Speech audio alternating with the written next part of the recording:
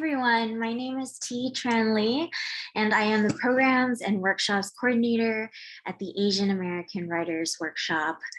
A quick visual description of me. I am a Southeast Asian person wearing big round glasses, and I have very short black hair cut close to my head. I'm wearing a pink top. Welcome to our first installment of AAWW Recess, a space of dreaming at a time when literature, especially for young people, is undergoing a harrowing battle against bans and erasure. Today, we are thrilled to feature a conversation with Neon Young, whose novel, The Genesis of Misery, is out today, September 27th. It is widely released, and you can find it in major and small bookstores, as well as bookshop.org. I am writing to you based on the ancestral and unceded lands of the Canarsie and Munsee Lenape people. We respectfully acknowledge their care and stewardship of the lands we are based in, and may we honor their teachings about the earth that we stand on. Introducing our conversation with Neon. Neon is a Hugo, Nubella, and WFA nominated author of the Tenswrit novellas from Tor.com Publishing. They are queer, non-binary, and live in the UK. Their debut novel, The Genesis of Misery, is out from Tor Books today in 2022, September 27th, 2022. Find them on Instagram at It's Neon Young and otherwise neonyoung.com. The Genesis of Misery is an electric space odyssey and retelling of Joan of Arc, with robot twists and queerness abound. The novel follows Misery no Maki, whose pronouns are she and they, as they navigate convictions on God, sainthood, and faith, while as spaceship battles ripple through the galaxies. Thank you so much for joining us all. Thank you to Neon Young. Please order The Genesis of Misery out today, September 27th from Tor Books. Welcome, Neon. We're so happy to have you here. Hi, I'm Neon. A quick visual description of myself. I am an East Asian person in their late 30s. I have like short hair, and I'm wearing a pair of narrow glasses and a white top. It's a cardigan thing. Thank you so much. Hello. How are you doing today? I'm doing good. Yeah, I'm good. Good. It's kind of chilly in the UK today, which is very good. I have a cup of tea in a little green mug. Oh, that sounds really nice actually for a fall day. So yeah, let's get into it because there's so much to talk about with your novel. I mean, it's just so exciting and amazing and beautiful. And I wanted to start with, where we kind of always start with authors, what is the impetus for this story? Like, how did it start to come about? How did you start thinking about it? What started your curiosities about it, etc.? So it's an interesting thing, the Genesis of Misery, right? It's sort of like a retelling of Joan of Arc's story, but it's like a space opera. And it actually started off life as like historical fiction. Like I genuinely wanted to do a retelling of Joan of Arc's story where she was like a Chinese woman because and this was very funny. This happened because there was that one movie that had Matt Damon like saved China. I think it was called The Great Wall. I don't actually remember the actual title, but a lot of people are really upset about that one. And I remember at that point I said something on Twitter like, why don't they ever do it the other way? Like where are like the Chinese people who are somehow destined to save all of Europe or whatever, right? And I was just like, you know what? I want to write like a alternate history a novel where like Joan of Arc was a Chinese woman. And I was actually like genuinely planning to do this. I bought so many books about like medieval France, and I went to France on and did like research and everything, and climbed all these like terrible medieval staircases that like sloped backwards, and I thought I was going to die climbing there because I was just like, oh, this is so terrible. they're they're a bit terrifying to climb, but in the end I tried writing it, and like 2 chapters in I realized that I can't write historical novels. I'm just so used to just making things up and like, you know, designing my own societies, that like when I have to be like historically accurate, my brain just refused. I'm like, no. So I decided to shelve that idea. I told my agent, like, no, I can't do this. I'll try like doing something else. And so, you know, I tried doing my usual like fantasy stuff in between. I had like a couple of projects that didn't pan out. And then like one day I was like sitting at work because I still had a day job back then. And I was just like, wait a minute, what if I do it like as a YA? But I make it like a space opera, and like, you know, I have Joan of Arc as a Gundam pilot. As I pitched this to my agent, and they were like, this sounds really great. It's exciting. Also, it's not YA. I don't think so. And I was just like, it might be. And then I pitched it and everything, and I started writing it. And you know what? They were right. It's not YA. And so that was actually the whole backstory behind how the book project started. But like also the book has been through like at least 3 complete redrafts where I just threw out every single word that I wrote and just started from scratch again. And the book changed each time.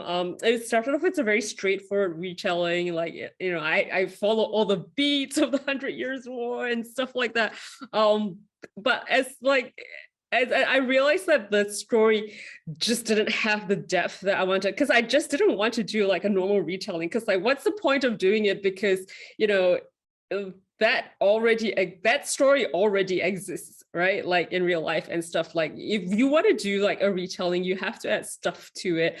You know, it has to be making a point of some sort. Like that's my belief in it. That like there has to be more of a reason of doing a retelling other than like, you know, I just really like the story. Like you're trying to say something with the retelling. So in terms of the genesis of Misery, what happens was like I wrote it over a really long period of time, and during that period, like the pandemic happened, and like you know, the like QAnon happened, and like there was all this like weird stuff about people having all these strange conspiracy theories. And so I became very interested in ideas of like truth and belief and how people self-radicalize. So these were themes that I actually worked into the story over the different drafts. So it became less of a, I mean, like it's still a Joan of Arc retelling, but the focus of it is more on the question of like how do you like change your own belief and the belief of people around you in that sense. So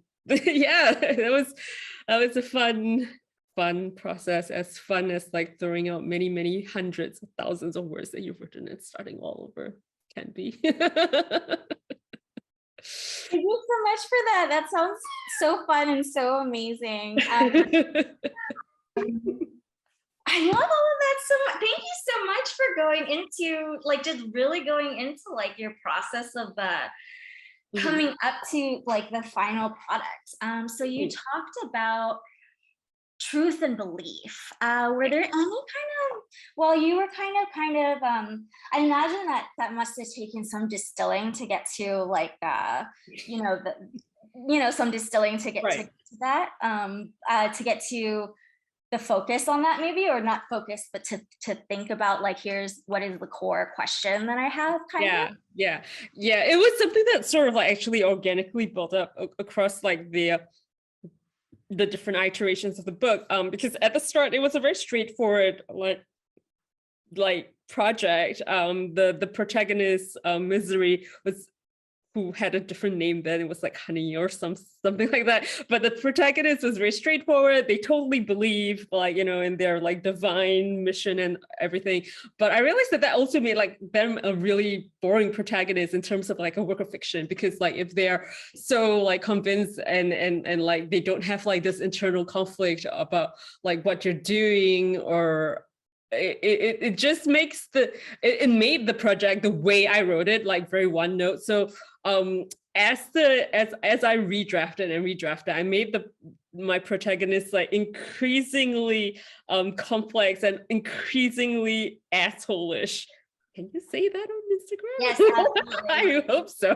Personally, we're all for it. Yeah, and so like so in what I ended up with was like somebody who's like, you know, who's kind of an asshole, like she's a liar, you know, and they basically know they're full of shit, and they're like hoodwinking people around them, but eventually they start like sort of like believing their own bullshit as the story progresses, and that is something that was not present in a lot of like the earlier drafts, and it's something that I came into it as I explore this idea of like, how does someone self-radicalize themselves and how do they justify like ostensibly bad behavior in terms of like, I'm doing this for the greater good, blah, blah, blah.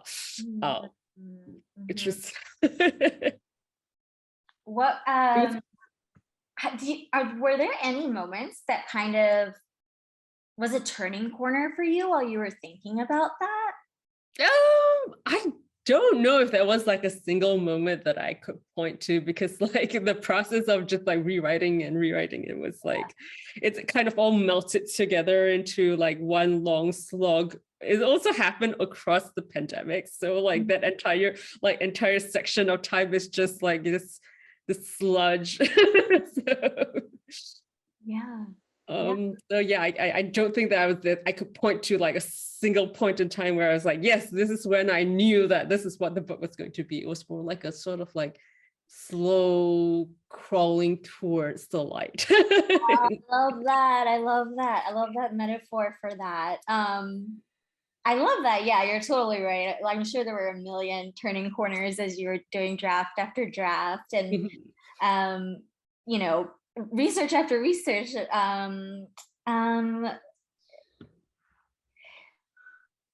My next question is a question about world building, and you know, I think that world building can be really intimidating for writers who you know, don't regularly work with it, like speculative writers or maybe graphic novel writers. I think that it's just something that we just don't talk about enough. Like, how do we world build? Would you be willing to tell us, like, you know, like, I mean, not necessarily just about this novel, but how do you approach world building? Like, maybe like, what's the first like 2 minutes of that look like, or something like that?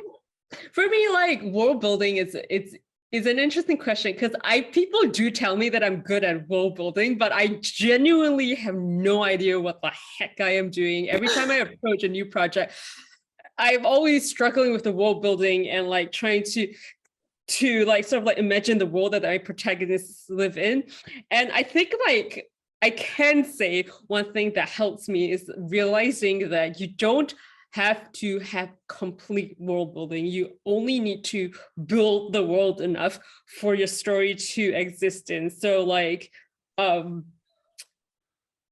as long as you know, it's big enough to fit your story, it should be enough. And like your readers will fill in the blanks if you give them enough like sort of like little dots here and there for them to sort of draw off. And I think like in that case, the amount of world building and how you approach the world building also depends on the story you're trying to tell.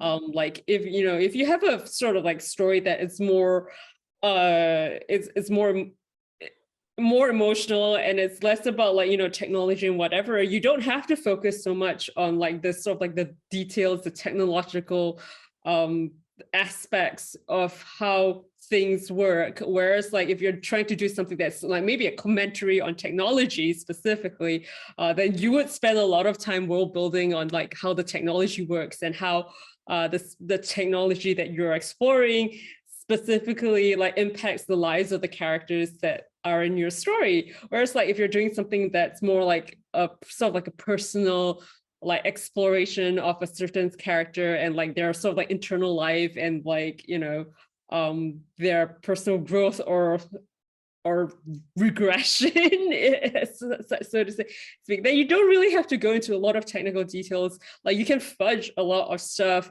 You can have a lot of stuff that you can just hand wave, like how do aliens have green blood or whatever. You can just hand wave that. Like the details of it is not super important if it's not relevant to the story. And so world building, it really depends on what you need the world to do, what role the world is supposed to play in your narrative.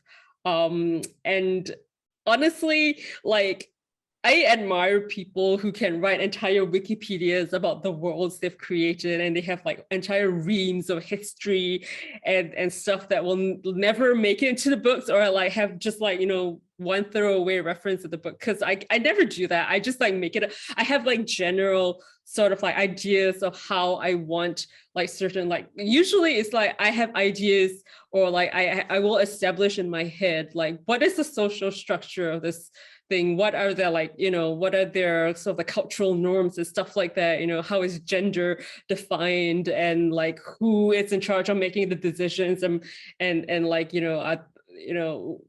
what do they do for money, things like that, very general sort of like shapes. But like when it comes to like small details, I often just like make something up while I'm writing. I'm just be like, okay, I need to think of I want this person to make like a reference to like a movie or some piece of entertainment that they've watched, and then I'll just invent something and then I'll move on. So it's like a very piecemeal kind of world building, but like having like sometimes that little texture can flesh out a world, even though it's like just like, a throwaway sort of like reference, but it's just like a hint that these people live in a world that is like bigger than what you see. And it's not super important that you see it, but it's important that you feel like there's something beyond like the confines of the page as well. But you don't have to build that up like to extreme detail, because I don't, some people do, but like personally I'm like, I don't have the brain space for them. My brain is very small, and I can only focus on very, very small things. You said really amazing things. That I think exactly gets to the point of that intimidation that people might have, is that like, I think that's why your response is so perfect, because it just kind of takes like, you talked about how it's piecemeal and how it's just like, what role does the world play? Like that, those are the core questions. I love that. Thank you so much for that. I feel like that's so encouraging for so many of us who want to try to do this. And it demystifies it as well, which is super, super important. Demystifying any art making is so important. Are there any surprises when you world build, or for this novel in particular? Were there any, or like, was there a biggest surprise or any surprises that kind of like, whoa, like if I do this, then what can happen? I think like the surprise for me is how much the protagonist changed between drafts. I started off like actually wanting to write like a very positive protagonist, one who's like, all sunshine and light and like, empathetic and like, full of hope about the world, and ended up with like this cynical sort of like unsympathetic like protagonist. And they just got worse and worse with every iteration. But it was also like something that the story needed from the protagonist. So I was like really surprised that like how much they changed, which was something I was not expecting, even though I kind of like knew that I wanted to like poke at the question of like whether they actually truly believe that they are like the Messiah, or like they're all making it up. And like as the rewrites went, they went more and more in the direction of like they don't really believe that they're Messiah, but they're like pretending that they are because it benefits them. So I was like, I did not see that transformation coming, but it did happen. And when it happened, I was just like, yeah, it kind of makes sense. Yeah. I feel like as a reader, it was such a wonderful surprise too. I think, because like going in, I mean, Joan of Arc, the Messiah, like you're totally right. Like it's just slated in this like holiness. But But as a reader, it was a really wonderful surprise as well. Yeah. Yeah. I guess I have a question about I don't know. I know this isn't a question we talked about before, It's all right. but what do you feel like ideally the readers will walk away with from this story, from this amazing, like wildly wonderful space opera, you know, like there's so much, right? Like, I mean, this is an amazing book, everyone go buy it, but it's, yeah, what is something that did you have any, I know we often try not to think about our audience when we're writing, but did you have anything in mind for, like, you know, who is the reader for this and what do I want them to take away from it? Yeah. Mm, I want them to take away the idea that, oh, this book is really good. I'm going to tell all my friends about it and I'm going to buy book 2. Yes, that's a big thing. Yes. I like to sort of like leave things open to people's interpretations. I'm kind of hoping that they will be entertained as they read it, and there will be some twists that they don't see coming, or they kind of guess, but when they get to it, they're still like, damn it, Neon Young, Yeah. what's wrong with you? And you know, would they take away from it what they take away from it? Like, I'm fully of the belief that, like, once you've written a thing, it is out of your hands, and like what readers take away from it is, it's like their own story, because every reader will come to your work with their own perspective, and their own sort of, like, you know, they have their own life story, right? And like, you know, their experiences and will color the way that they read your work and how they respond to your art, and you can't control that. So the only thing you can do is, like, you write the piece, the work that you wanted to, and as long as, like, it came out the way you want, it came out the way that you wanted to, then I think, like, it's a success on that level. And however people respond to it is something separate entirely, right? You like, so whether people respond well or badly to the book is not something I can control, and so therefore it's something that I'm like, it's fine, I don't have to know personally. As long as I'm like happy with the book that I put out, I'm like, ah, it's good. Absolutely. Yeah, that's the most important part. Yeah, no, and everyone's going to love it. I will tell everyone that firsthand. You're going to love it. Please order it. Please read it. Yeah, so I think the last kind of thing that we wanted to talk about was what do you want to see more of in this realm of art making and literature? I think we're moving so much quicker and faster towards, you know, reimaginings and things like this. You know, we're living in an apocalypse. Like, we're reimagining, trying to, like, you know, dream up new worlds and see what other possibilities are possible. Yeah, what do you want to see more of? I just want everything to be gay as hell. I want, like, you know, more women characters, more lesbians, more dragons, more women who are dragons and lesbians. Like, that's my dream. That's my dream combination. That's amazing. Yeah. That's very amazing. I mean, yeah. I just want everything to be gayer. Yeah. That same. Same. Same. That's amazing. Oh my gosh, lesbians that are dragons. I love that. That's amazing. Yeah, I'm all here for, like, lesbian dragons. Like, you're incredible at world building. Like, I'm just, like, blown away. Like, I mean, just the novel itself, but blown away just talking to you. You're so, it's amazing. Yeah. Yeah, I'm curious about the opera aspect as well. Like the space opera aspect. Like, at what point were you like, this is an opera? You know what I mean? Like, or so, like, yeah, I think like the space opera aspect is something that, like, it's a throwback from, like, when I was like a teenager and I was really into, like, Star Trek and Babylon 5, and I love this idea of, like, sprawling, like, space varying civilizations where people live on space stations and they travel between the stars. And that's kind of what I wanted to do with this, like, like sort of like turn empires and stuff of like, the colonial age into like these giant like cosmos spending cosmos spending empires, and sort of like play with like those themes in that kind of setting, which is fun to me because I still like science fiction a lot. Like I'm a huge nerd. So There's so much to yeah. love in science fiction and speculative fiction in general, and I'm so happy that part of all of that is this novel and your work, and I can't wait for everyone to see it and for everyone to read it. Thank you. This is, I mean, it's it's just full of stuff. I can't say enough. I don't even have words for it. It's great. Please buy it. Please read it. Yeah, that's all that we have for you today, Neon.